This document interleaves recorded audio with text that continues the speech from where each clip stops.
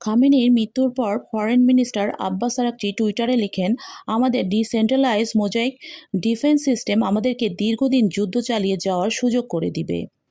তো এই decentralise mosaic defence সিস্টেমটা কি? আফগান যুদ্ধ এবং ইরাক যুদ্ধ খুব কাছ থেকে দেখেছিল ইরান। তারা দেখেছে কিভাবে যুক্তরাষ্ট্র খুব সহজে রাষ্ট্রপ্রধান থেকে শুরু করে বড় বড় কমান্ডারদেরকে হত্যা করতে সক্ষম। এভাবে হাই কমান্ডারদের মেরে ফেলাকে বলে ডিক্যাপিটেশন সিস্টেম। ইরান এটা থেকে শিক্ষা নেয়। 2005 সালে আইআরজিসি বা রেভলিউশনারি গার্ডকে তারা 31টি প্রদেশে বিভক্ত করে। ইরানের এই 31টি প্রদেশ হিসেবে মোজাইক তো আমরা দেখেছি, এগুলোকে যদি বিভক্ত করে ফেলা হয় তাহলে চেনা যায় না, আর যদি একত্র করা হয় তাহলে পুরো একটি টাইলসের মতো লাগে। তো আইআরজিসির এই 31টি ইউনিটকে বলা হয় ডিসেন্ট্রালাইজ মোজাইক ডিফেন্স সিস্টেম। যদি রাষ্ট্রের প্রধান ব্যক্তি, সুপ্রিম লিডার, প্রেসিডেন্ট, সিনিয়র কমান্ডাররা মারা যায় তাহলে এই 31টি প্রদেশের আইআরজিসি জুনিয়র কমান্ডাররা পূর্ণ স্বাধীনতা পেয়ে যাবেন। তারা অপারেশন পরিচালনার ক্ষেত্রে হাই কমান্ডের অনুমতির উপর নির্ভরশীল হবেন না।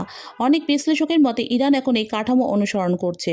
আইআরজিসি 31টা অংশে ভিন্ন ভিন্নভাবে কাজ করছে, কারণ আইআরজিসি সরাসরি সুপ্রিম লিডারের কাছে দায়বদ্ধ থাকে। কিন্তু এখন সে অবস্থা নেই আর। কেন্দ্রীয় কমান্ড দুর্বল হয়ে গেলে প্রাদেশিক ইউনিটগুলো স্বয়ংক্রিয়ভাবে কাজ করতে পারে।